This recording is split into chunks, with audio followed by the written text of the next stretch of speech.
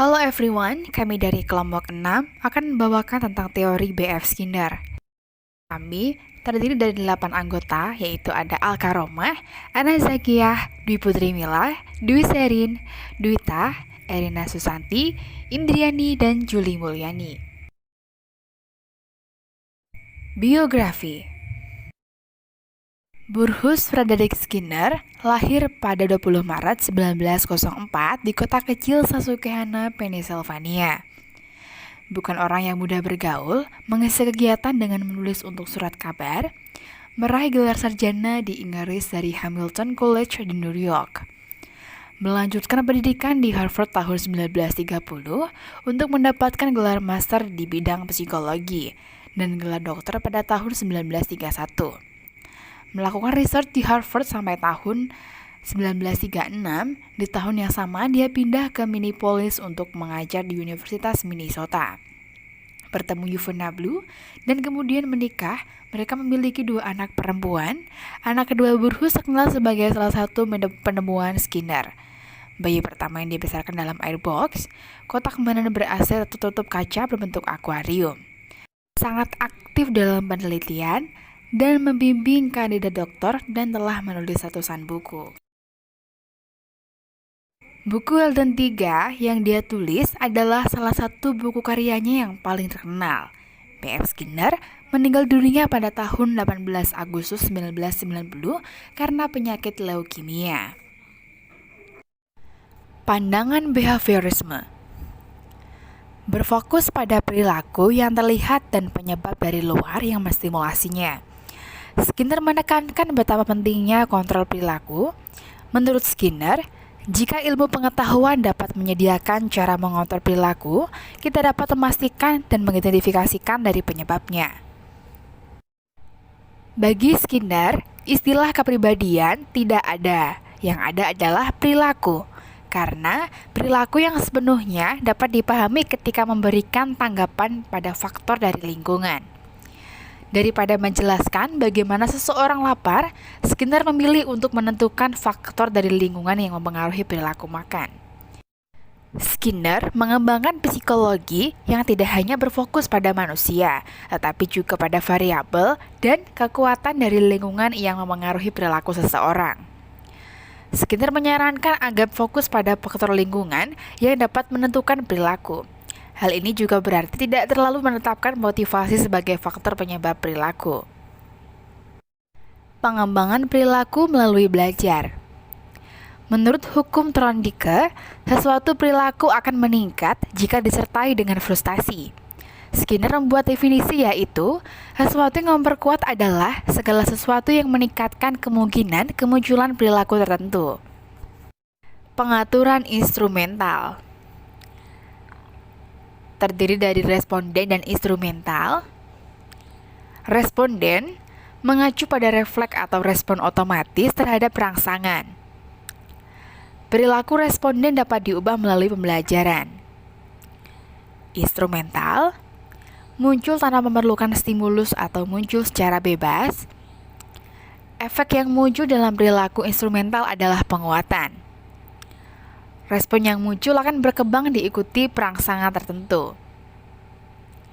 Perilaku instrumental secara sistematis dijelaskan melalui observasi pada seekor tikus yang dilakukan Skinner.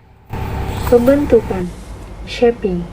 Skinner memperkenalkan shaping, pembentukan. Metode ini pada dasarnya digunakan untuk menguatkan suatu perilaku. Skinner mencoba metodenya dengan menempatkan hewan yang ditakutinya pada jarak tertentu. Kemudian, secara bertahap diletakkan lebih dekat. Selanjutnya, dibuat variasi dengan mempraktikkannya lebih dekat lagi. Pola ini tidak akan muncul dalam kehidupan hewan biasa, sehingga seseorang yang semula fobia dalam segala hal, dengan menerapkan metode ini, ia akan biasa-biasa saja. Kemudian, rangsangan permusuhan. Kebalikan dari stimulus yang memperkuat, sesuatu yang tidak menyenangkan atau menyakitkan, stimulus permusuhan digambarkan sebagai bentuk pengkondisian yang dikenal sebagai hukuman. Jika Anda memaksa seekor tikus untuk melakukan X, ia akan melakukannya jauh lebih sedikit dari yang diminta. Jika Anda memukul Rudy untuk melempar mainannya, dia akan melemparkan mainannya ke arah yang berbeda, mungkin. Jika Anda menghapus permusuhan yang sudah aktif setelah tikus dan Rudy melakukan perilaku tertentu, Anda telah melakukan penguatan negatif. Ketika permusuhan rangsangan berhenti, ini berfungsi sebagai reinforcer. Perilaku diikuti dengan penghapusan suatu hasil rangsangan permusuhan dan kemungkinan meningkatkan perilaku yang terjadi di masa depan. Penerapan dalam konseling. Bentuk-bentuk pengaplikasiannya.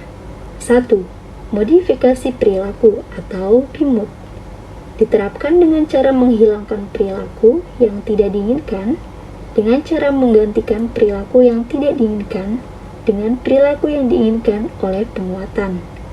Biasanya, teknik ini diterapkan pada berbagai macam gangguan psikologis, seperti kecanduan obat-obatan, neurosis, rasa malu, autis, dan skizofrenia.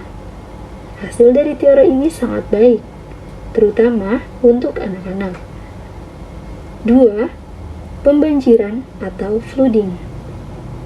Memposisikan pasien dalam kondisi atau situasi yang dapat menimbulkan kecemasan serta tingkah laku yang tidak diinginkan oleh pasien. Dari situ, pasien diharapkan tetap harus bertahan sehingga pasien menyadari bahwa situasi yang dicemaskan tidak terjadi. Ketika menggunakan teori ini, perawat harus berhati-hati karena ada beberapa resiko yang kemungkinan terjadi, seperti reaksi emosi yang tinggi pada pasien dapat menimbulkan akibat tertentu, terutama pada penderita gangguan jantung. 3. Terapi aversi untuk mengontrol diri. Teori ini dilaksanakan oleh individu yang tahu diri sendiri, dan pada pengaturan kondisi dilakukan oleh terapis. Terapi ini merupakan terapi yang diberikan dengan cara memperlihatkan perilaku yang pasien senangi.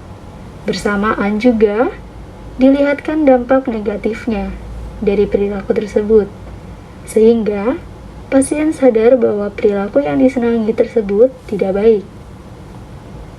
4. Pemberian reward.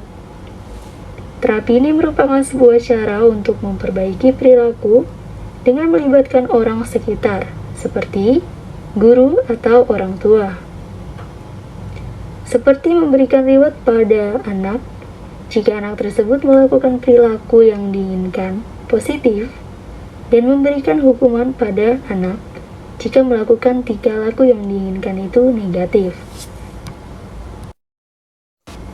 Relevansi dengan praktik keperawatan. Teori Skinner relevan dengan praktik keperawatan karena perawat menerapkan praktik edukasi dan terapi yang berpengaruh pada kebiasaan. Edukasi dan terapi di sini dianggap sebagai stimulan.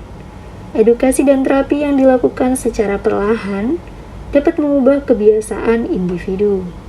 Individu yang awalnya mengalami masalah kesehatan akan mulai belajar dari edukasi dan terapi yang diberikan.